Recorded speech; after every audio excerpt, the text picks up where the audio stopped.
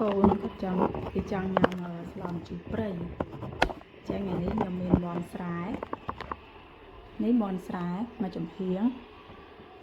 ហើយនឹងគ្រឿងផ្សំវាមានមាន់ស្រែយើងលាងស្អាតមកយើងកាប់អីស្អាតហើយមានស្លឹកក្រូចសើចគល់ចក្រីខ្ញីសំទុះល្មៀតម្ដេងរំដេងខ្ទឹមក្រហមខ្ទឹមសតបមកទៀតគឺ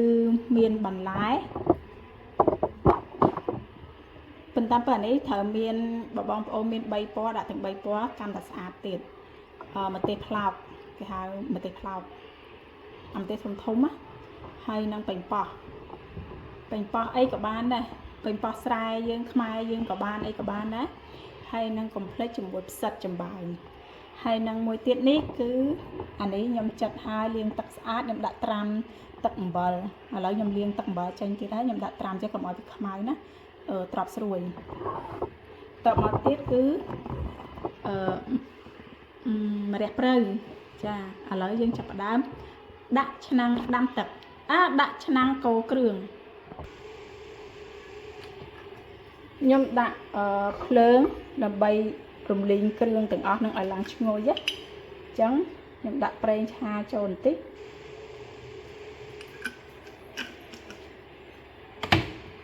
កុំភ្លេចបាញ់មានប្រហុកដែរណាបងប្អូនខ្ញុំភ្លេចប្រាប់បងប្អូនប្រហុក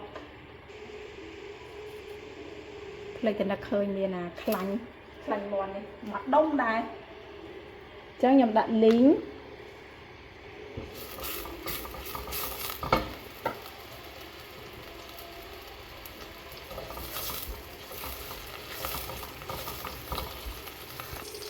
តមកទៀតខ្ញុំដាក់គ្រឿងទាំងអស់នឹងចូលលីងវាឲ្យឈ្ងុយ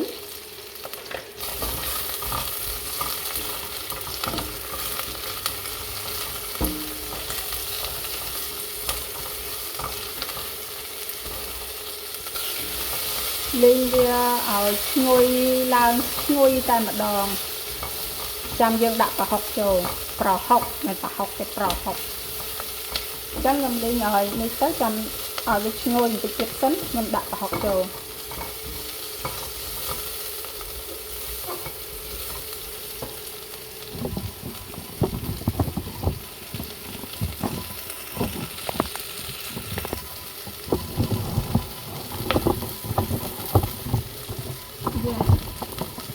ដាក់កាមេរ៉ាខ្លួនឯងទៀតហ្នឹងទៅពេលយើងទៅមើលវាស្អីច្បាស់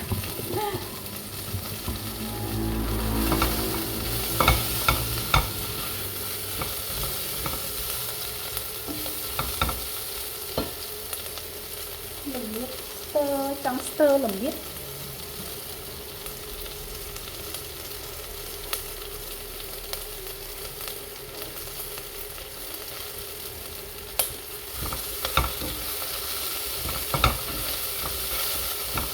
ឡូវយើងដាក់ប្រហុកចូល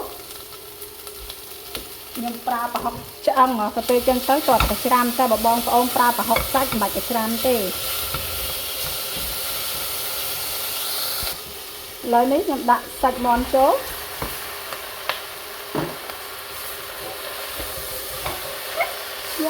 ដូចច្រើន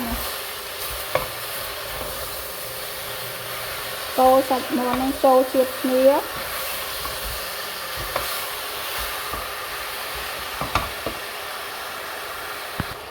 កូរសាច់មាន់នឹងឲ្យវាដាច់ទឹក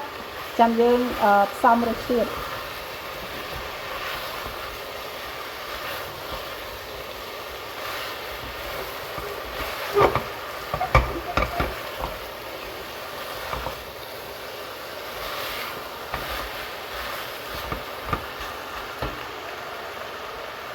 ដាក់ឲ្យវាឲ្យដាច់ទឹកចឹងណាបងប្អូនឥ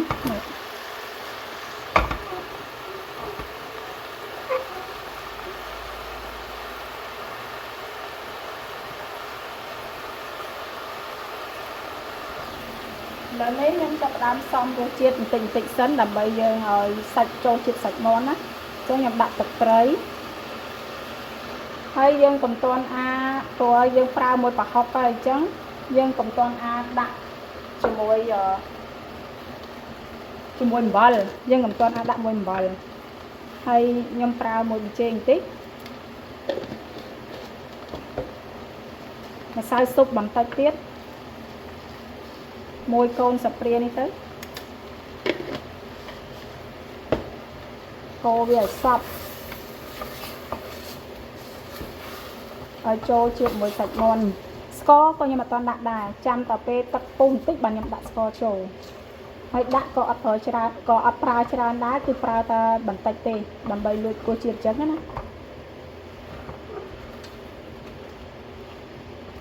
តែបើរសជាតិល្មមហើយក៏ខ្ញុំអត់ប្រើស្ករដែរព្រោះ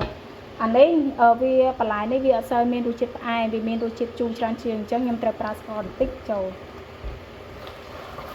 តែបើចាំមើលខ្ញុំភ្លក់មើលសិនភាគច្រើនខ្ញុំស្លម្ជូរខ្ញុំអត់ដែលប្រើ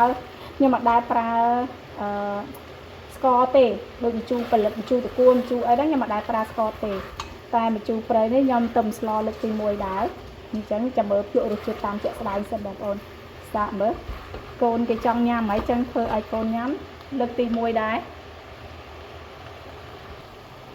នេះឥឡូវខ្ញុំកូរតណា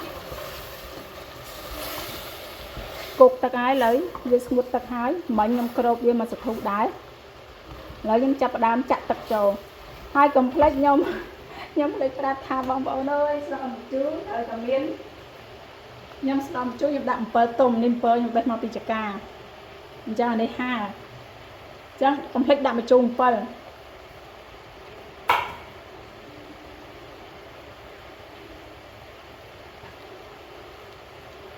ហើយខ្ញុំដាំទឹកដាក់ចូលមាន់តែម្ដងដាក់ចូលហ្មងណាទឹកខ្ញុំដាំឲ្យពុះហើយខ្ញុំចាក់ចូលចឹងហ្មងទៅដើម្បីណាមួយកុំឲ្យបែកឆ្អាបក្លិនមាន់ផងទៅអញ្ចឹងក៏រសជាតិឆ្ងាញ់មួយបែបវាអត់បែកក្លិនឆ្អាបបងប្អូនណាខ្ញុំភាគច្រើនខ្ញុំបើស្លកូរគ្រឿងអញ្ចឹងខ្ញុំដាំទឹកវាឲ្យពុះហើយឬមួយក៏ចិត្តពុះទៅដើម្បីខ្ញុំយកមកដាក់ចូលអញ្ចឹងវាកាត់ក្លិនឆ្អាបដែរវាអត់ឲ្យបែកទឹកឆ្អាបយើងទេអញ្ចឹងខ្ញុំគ្របទុកឲ្យមាន់ហ្នឹងឆ្អិនចិត្តឆ្អិន 100% អញ្ចឹងទៅបាទខ្ញុំដាក់បន្លែបដាចូលឥឡូវនេះខ្ញុំដាក់ត្រប់ចូលមុនគេដើម្បីចឹងប៉ុន្តែតាមពិតទៅត្រប់ហ្នឹងគេដាក់កូរជាមួយនឹងសាច់មាន់តែខ្ញុំភ្លេចទៅឥឡូវខ្ញុំដាក់ត្រប់នឹងចូលតែចេះតែម្ដងទៅដាក់ត្រប់ចូលកូរឲ្យសព្វគ្របទុកប្រហែលជា 5-10 នាទីចាំយើងដាក់បន្លែចូលបន្តគ្នា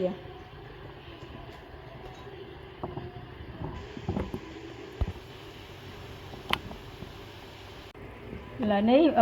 ខ្ញុំចាប់ផ្ដើមដាក់បន្លែដែលវាក្របហុយខ្ញុំដាក់ផ្សិតចូល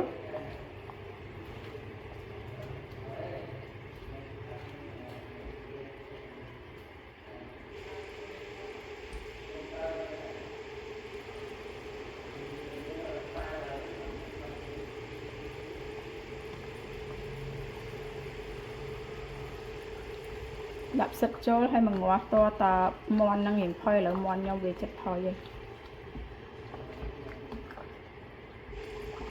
ហើយបានខ្ញុំដាក់ម្ជូរដាក់អីតាមក្រោយ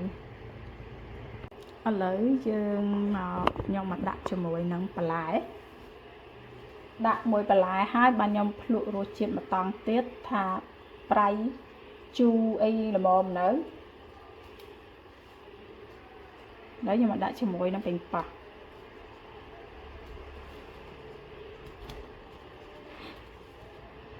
មាន់ស្រាលខ្ញុំចង់វារៀងស្វិតបន្តិចដែរទៅពេលចឹងទៅខ្ញុំងាស់យូរដែរតែខ្ញុំចុចស្គប់ខ្លះចឹងណាកុំឲ្យថាកាមេរ៉ាប៉ុណ្្នឹងឲ្យនៅឡើងរៀងនាទីច្រើនដែរហ្នឹងតែពេលយើងបើកដាក់បន្លែចូលចឹងយើងបើកភ្លើងរៀងខ្លាំងតិច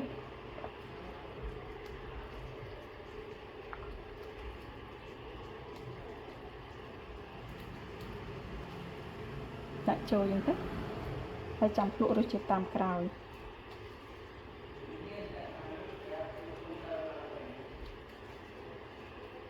ប៉ុន្នេះទៅបានបន្លែ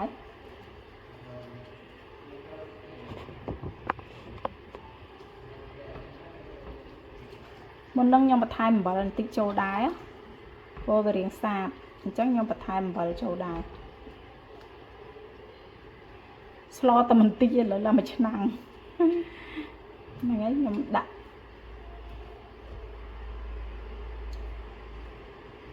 ហើយនេះម្ជូរខ្ញុំជ្រុំហើយខ្ញុំជ្រុំហើយតិចទៀតខ្ញុំដាក់ចូលជាមួយទឹកស្ល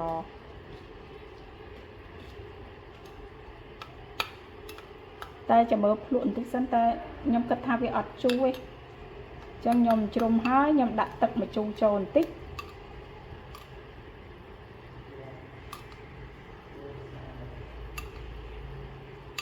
ម្ជូរខ្ញុំនេះខ្ញុំច្បាច់យកគ្រាប់ចេញអស់ហ៎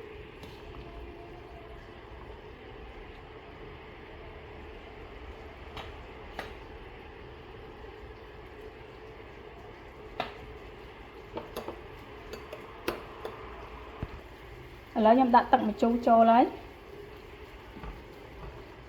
ហើយស្លខ្ញុំចូលចិត្តរៀងលះជូរលះចេញប្រៃតិចតិចហើយចេញរៀងប្រៃតិចតិច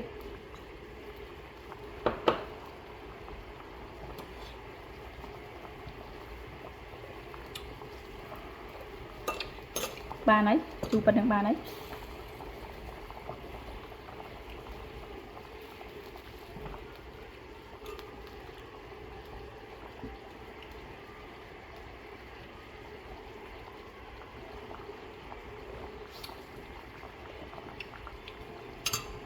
ខ្ញុំថែមអំបិលចូលបន្តិចដោយសារប្រហុកខ្ញុំវាអត់សូវប្រៃហ៎អញ្ចឹងខ្ញុំអត់ថែមទឹកត្រីទៀតទេខ្ញុំថែមអំបិលប៉ុណ្ណឹងល្មមហើយបញ្ជាក់ថាស្លម្ជូរនេះខ្ញុំអត់មានដាក់ស្ករទេខ្ញុំអត់មានដាក់ស្ករទេអញ្ចឹងមុនដំបូងខ្ញុំថាប្រហែលជាដាក់ស្ករតែឥឡូវម្ជូរនេះដូចតែម្ជូរយើងនេះដែរទេគឺខ្ញុំអត់ដាក់ស្ករទេអញ្ចឹងឆ្អិនហើយបន្តមកទៀតពេលយើងញ៉ាំយើងដាក់ម្អមចូលបន្ទាប់យើងដាក់ជាមួយនឹងម្រះព្រៅខ្ញុំអត់ទាន់បេះទេព្រោះខ្ញុំអត់ទាន់ញ៉ាំអញ្ចឹងតិចតិចខ្ញុំដាក់ចូលជាមួយម្រះព្រៅអញ្ចឹងបាយបាយសូមជួយ share ជួយ comment ផង